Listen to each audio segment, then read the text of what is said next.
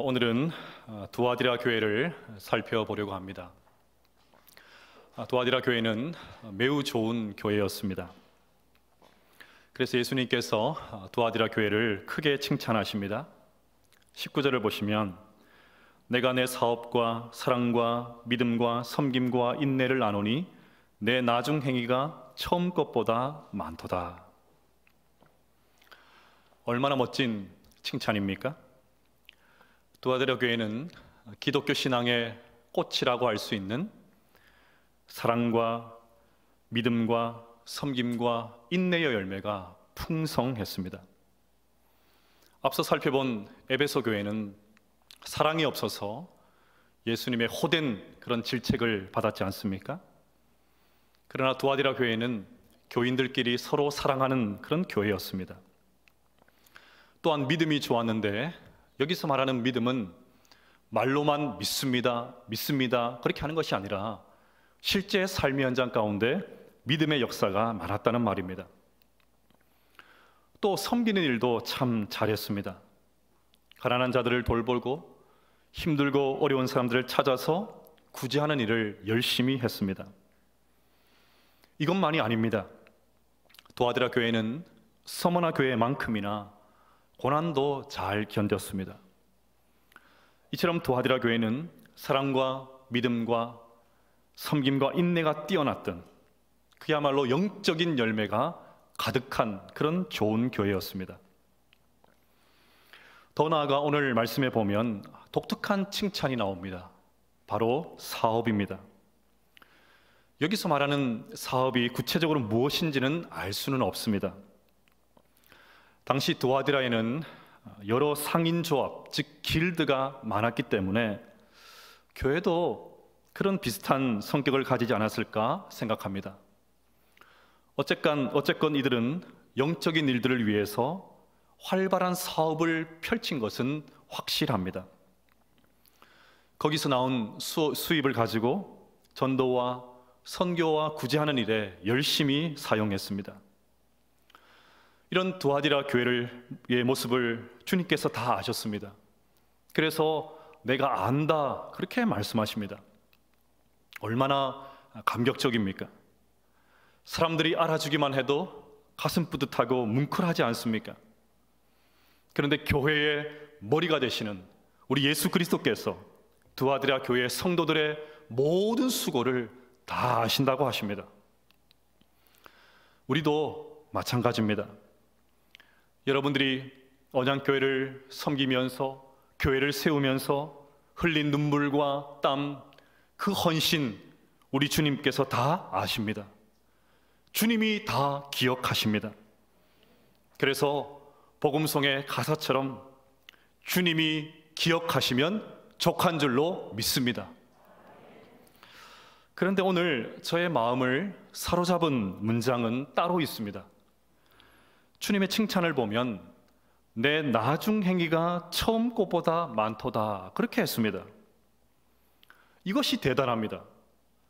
두아디라 교회는 시간이 갈수록 믿음이 업그레이드되고 사역의 열매가 점점 더 풍성했습니다.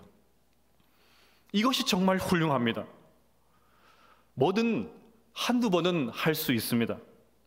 꾸준히 하는 것이 어렵지요.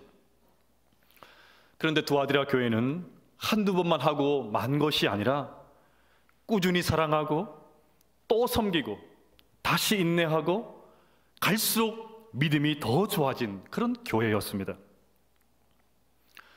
그러면 지금 우리는 어떻습니까? 물론 우리도 시작은 참 잘했습니다. 처음 믿었을 때 모습을 한번 떠올려 보십시오. 그런데 지금 우리의 모습은 어떻습니까? 정체입니까? 퇴보입니까? 발전입니까? 이 시간 우리 모두의 신앙도 두아디라 교회처럼 나중 행위가 처음 것보다 더 많아지기를 축복합니다. 자, 이만하면 좋은 교회지 않습니까? 이보다 더 좋을 수 없습니다. 뭘 더 바라겠습니까? 100점짜리 교회는 아니다 할지라도 95점 이상은 줄 수 있는 A 플러스 교회입니다. 하지만 두아디라 교회는 이러한 많은 장점에도 불구하고 이 모든 것을 한꺼번에 무너뜨릴 수 있는 심각한 문제를 가지고 있었습니다. 20절을 보면 그러나 내게 책망할 일이 있노라. 자칭 선지자라 하는 여자 이세벨을 내가 용납함이니 그가 내 종들을 가르쳐 깨어 행음하게 하고 우상의 제물을 먹게 하는도다.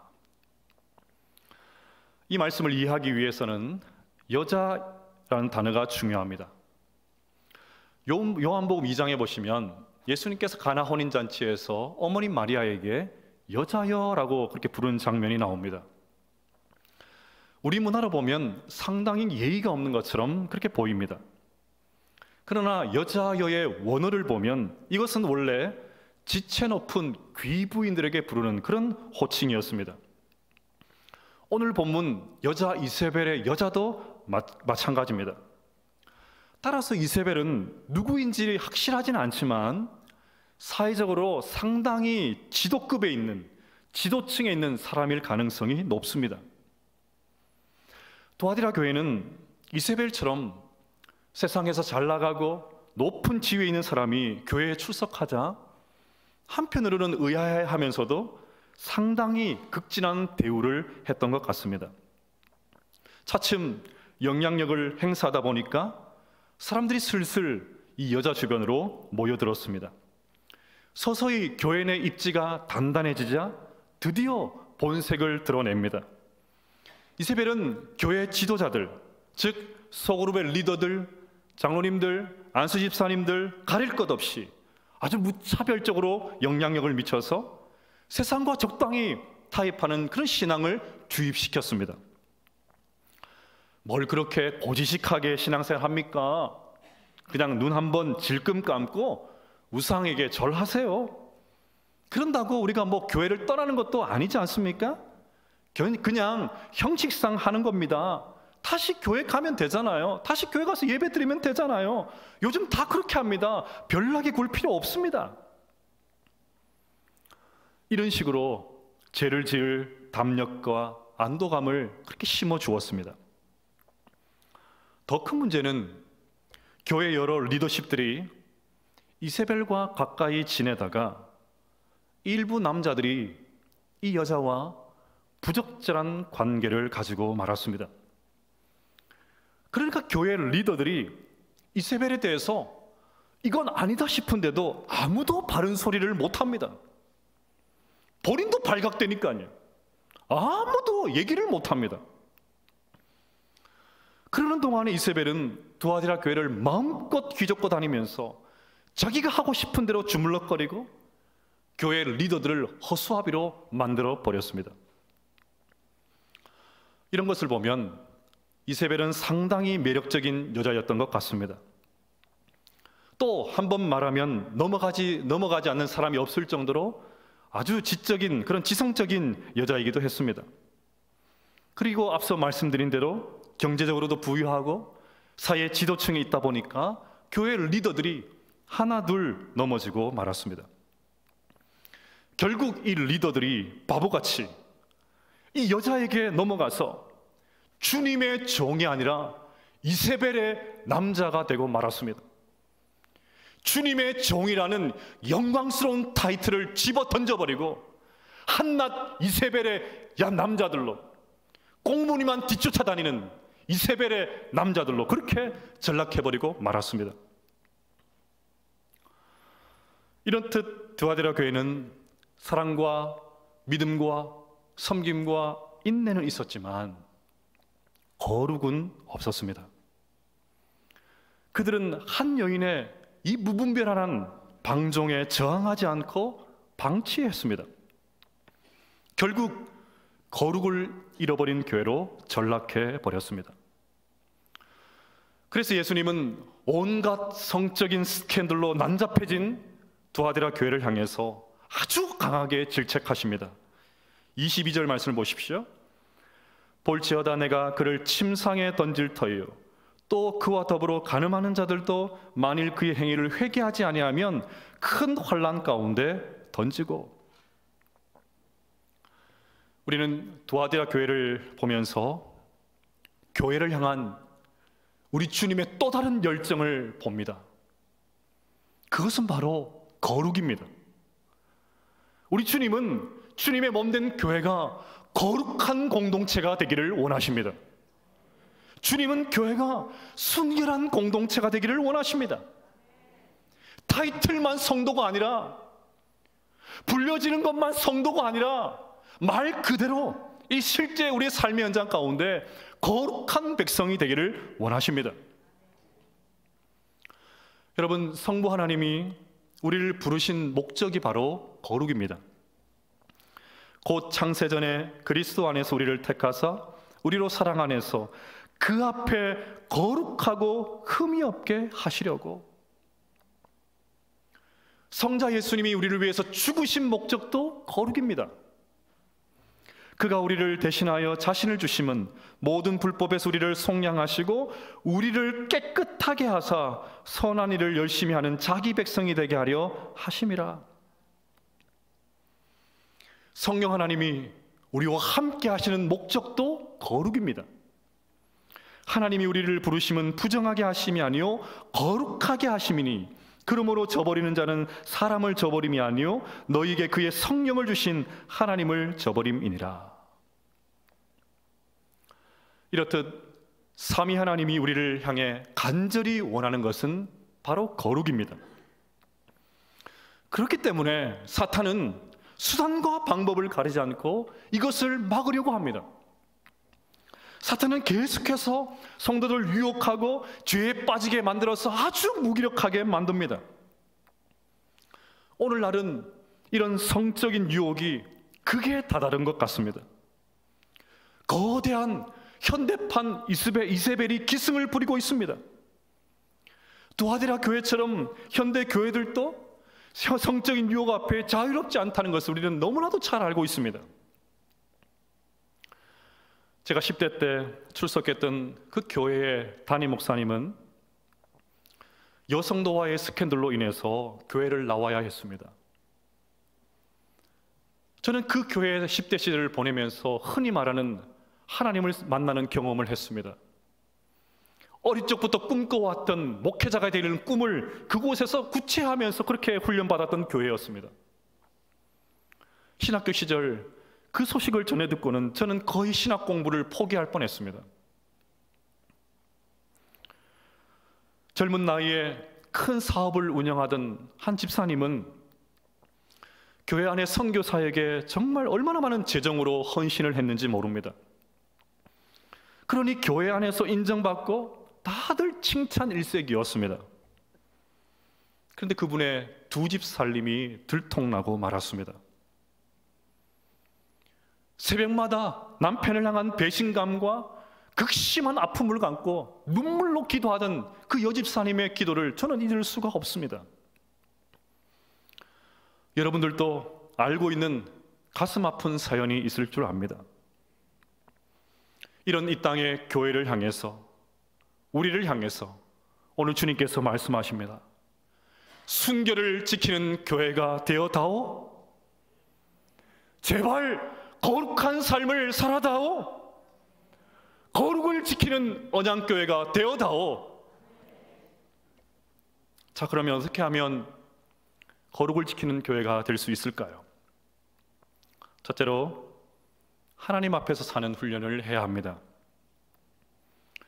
저는 그 나이가 6학년쯤 되어서 스마트폰을 사주었습니다. 그 전까지는 제가 이전에 사용하던 폰을 게임용으로 사용하는 것이 전부였습니다. 그 나이가 한 5학년 때쯤으로 기억을 합니다. 아들 녀석이 얼마나 게임을 하고 싶겠습니까? 정해진 시간을 딱 하고 나면 중단을 하지만 부모가 보지 않으면 슬쩍슬쩍 하고 싶지 않겠습니까? 저라도 그럴 것 같아요. 한 번은 아들이 자주 일찍 일어납니다. 눈치를 보니까 몰래 스마트폰을 하는 것 같았습니다. 그러나 심증은 있으나 물증이 없어서 그냥 넘어갔습니다. 한 번은 새벽 기도를 마치고 집으로 들어가는데 아들 방에 창문이 열려 있어요. 그래서 제가 유심히 이렇게 봤습니다. 아니나 다를까 머리를 내려 깔고 신령과 진정으로 자판을 두들기고 있습니다. 잡았다 싶어가서 문을 확 열고 들어갔어요. 그랬더니 호다다닥 하면서 자는 척 연기를 하는데 역대급 연기였습니다. 다 보고 추궁을 하는데도 끝까지 안 왔다고 발뺌을 빼고 잡았다는 거예요. 아이고. 여러분, 죄를 지을 때 사탄이 주는 가장 달콤한 생각은 아무도 보는 사람이 없는데입니다. 아무도 보는 사람이 없는데, 아무도 보는 사람이 없다고 생각하니까 한편으로 이건 아니다 싶은데도 그냥 저질러 버립니다. 네, 사람의 눈은 얼마든지 속일 수 있습니다. 하지만 하나님의 눈은 속일 수 없습니다. 주님 앞에 숨길 수 있는 것은 아무것도 없습니다. 그래서 아무도 보는 사람이 없다고 안심하면서 침상에서 음행을 저지르고 있는 그 두아디라 교회를 향해서 주님은 자신을 이렇게 소개하십니다. 18절을 보시면, 두아디라 교회의 사자에게 편지하라. 그 눈이 불꽃 같고 그 발이 빛난 주석과 같은 하나님의 아들이 이르시되. 불꽃 같은 눈은 인간의 모든 것을 알고 계시는 주님의 통찰력을 말합니다. 주석 같은 발은 어떤 것도 피할 수 없는 주님의 강력한 심판을 의미합니다. 더 엄중한 하나님의 말씀이 있습니다. 23절을 보십시오. 우리 23절 같이 한번 읽어볼까요? 시작. 모든 교회가 나는 사람의 뜻과 마음을 살피는 자인 줄 알지라. 그렇습니다. 주님은 모든 것을 알고 계십니다. 우리 마음 깊은 곳에 있는 그 모든 것까지 훤히 다 알고 계십니다. 예수님이 왜 자신을 이렇게 소개하십니까? 침상에 뒤엉켜서, 이세벨과 뒤엉켜서 사람들이 아무도 보는 사람이 없다고 그렇게 안심하면서 그렇게 뒹굴고 있는 그들에게 내가 다 봤다고 하십니다. 사람들은 보지 못할지는 모르지만 내가 다 알고 있다고 그것을 강력하게 경고하십니다. 아마 두아디라 교회 성도들은 이 말씀을 들으면서 충격을 받았을 것입니다. 마가복음 2장을 보면 소름 끼치는 말이 나옵니다. 예수님께서 중풍병자를 고치시자 이건 고치면서 제사함을 선언하셨습니다. 그러자 서기관들이 이건 신성모독이다 그렇게 하면서 궁시렁거립니다. 그때 예수님께서 서기관들을 향해서 이렇게 말씀하십니다. 그들이 속으로 이렇게 생각하는 줄을 예수께서 곧 중심이 아시고 이르시되 어찌하여 이것을 마음에 생각하느냐. 그래서 예수님의 수제자였던 베드로는 주님은 모든 것을 아십니다 그렇게 고백할 수밖에 없었습니다. 저는 하나님 앞에서 사는 것을 교통법규 위반 범칙금을 내면서 뼈저리게 느낀 적이 있습니다. 한 2년 전쯤 급하게 장례식장을 가는데 시간이 늦어서 그냥 확 불법 유턴을 했습니다. 경찰이 바로 옆에 있는데 그걸 모르고 바보같이 그냥 돌렸어요. 어떻게 되었을까요? 바로 걸렸죠. 바로 걸렸습니다. 범칙금같이 아까운 것이 없지 않습니까? 그 이후로는 저는 절대로 불법 유턴하지 않습니다. 그 이후로 달라졌습니다. 경찰이 있든 없든 신호를 준수합니다. 그랬더니 마음이 훨씬 더 편합니다. 신호를 지키는 게 제일 쉽고 마음이 편합니다. 그전에는 경찰이 있나 없나 매의 눈으로 살폈습니다. 경찰이 있으면 참고 없으면 확 돌리고. 그런데 이것만큼 한심한 모습이 없습니다. 그냥 늘 경찰이 있다 생각하면 제일 편합니다. 눈치 볼 필요도 없어요. 비굴해질 필요도 없습니다. 그냥 마음 편하게 정상적으로 운행을 할 수 있습니다. 하나님 앞에 사는 것도 마찬가지입니다. 순종하지 않으려고 하니까 머리를 굴리고 그때부터 피곤해집니다. 눈치를 보고 빠져날 구멍을 찾고 궁색한 병명을 늘어놓기 시작합니다. 하지만 불꽃 같은 눈으로 사람의 뜻과 마음을 살피시는 하나님이 나를 보고 계신다, 그렇게 생각하면서 그냥 사는 것입니다. 내 인생의 유일한 청중은 하나님 한 분밖에 없다, 그렇게 생각하면 그냥 사는 것입니다. 그냥 그분 앞에 살면 신경을 쓸 필요가 없습니다. 잔머리를 굴릴 필요가 없습니다. 마음껏 말씀 안에서 얼마든지 유혹을 이기면서 살아가게 될 줄로 믿습니다. 둘째로, 하나님 말씀을 붙잡아야 합니다. 이제 좀 핵심적인 문제를 살펴보려고 합니다. 제 마음에 한 가지 질문이 있습니다. 그들은 왜 이세벨의 유혹 앞에 이렇게 결국 넘어지고 말았을까요? 앞서 본 대로 두아디라 교회는 사랑과 믿음과 섬김과 인내가 날로 업그레이드 되었던 그런 교회이지 않습니까? 그런 교회가 어떻게 이렇게 무너질 수 있습니까? 두아디라 교회가 미혹에 빠진 이유를 24절에서 알 수가 있습니다. 그 단서를 24절에서 찾을 수가 있습니다. 같이 한번 읽어볼까요? 시작. 두아디라에 남아있어 이 교훈을 받지 아니하고 소위 사탄의 알지 못하는 너에게 말하노니 다른 짐으로 너에게 지울 것은 없노라. 여기 보시면 사탄의 깊은 것이란 그 말씀이 있습니다. 이것을 보면 이세벨이 가르친 말이 보통의 것이 아니라 상당히 심오하고 깊이 있는 그런 말이었음을 알 수가 있습니다. 이것이 사람들을 솔깃하게 합니다. 주로 이단에 빠진 사람들을 보면 평소에 듣는 말씀 말고, 평소에 우리가 알고 있는 그런 말씀 말고 새롭게 성경을 가르쳐주는 것에 기웃거리다가 걸려듭니다. 성도들 중에 성경적 가르침은 시시하게 느끼고 평소에 듣지 못한 뭔가 새롭고 쌈박한 것에 기웃거리는 분들이 있습니다. 뭔가 새롭게 성경을 해석하면 솔깃해합니다. 그것이 사탄의 깊은 것입니다. 사람들이 이것을 한번 맛을 보면 교회 목회자들의 그 가르침에 들어오려고 하지 않습니다. 왜냐하면 당신이 모르는 것 내가 다 알고 있다고 생각하기 때문입니다. 이세벨은 육체적인 매력과 더불어서 이런 듣도 보도 못한, 두아디라 교회 성도들이 한 번도 보지도 못한 깊은 말을 전하면서 교인들의 혼을 쏙 빼놓았습니다.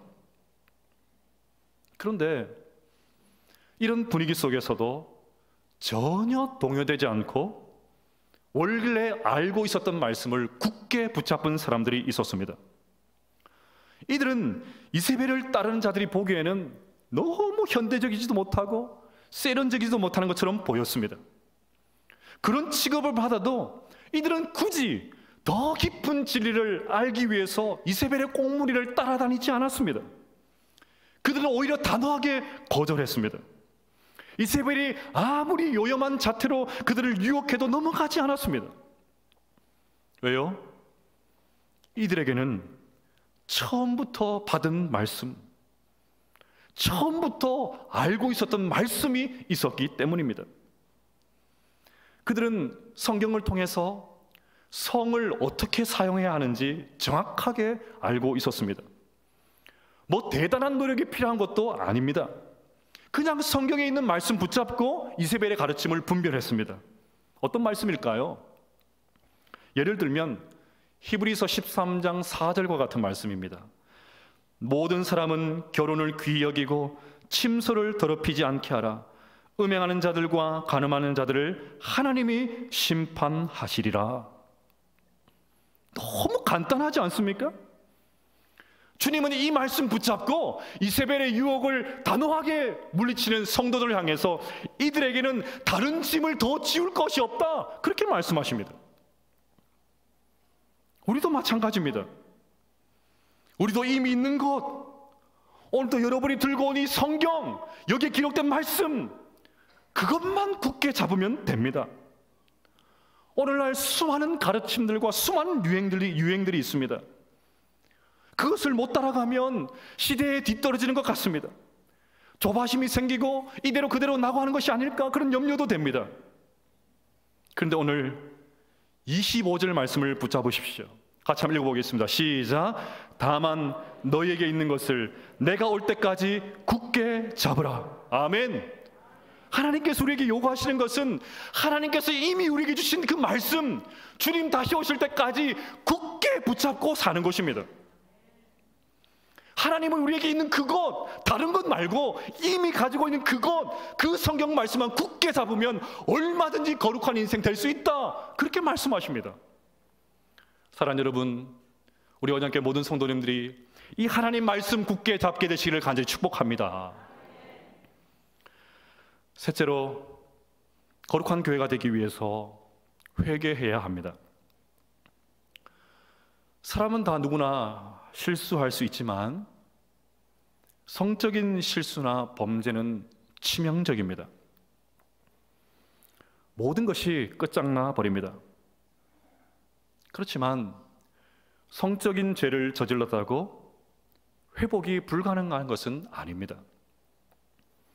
다윗을 한번 보십시오. 자신이 가진 그 왕이란 지위를 이용해서 남자가 있는 여인을 범했습니다. 그래도 하나님은 회개하는 다윗을 다시 회복시켜 주셨습니다. 이처럼 하나님 앞에 용서받지 못할 죄는 없습니다. 주님은 우리처럼 인내심이 바닥나는 분이 아닙니다.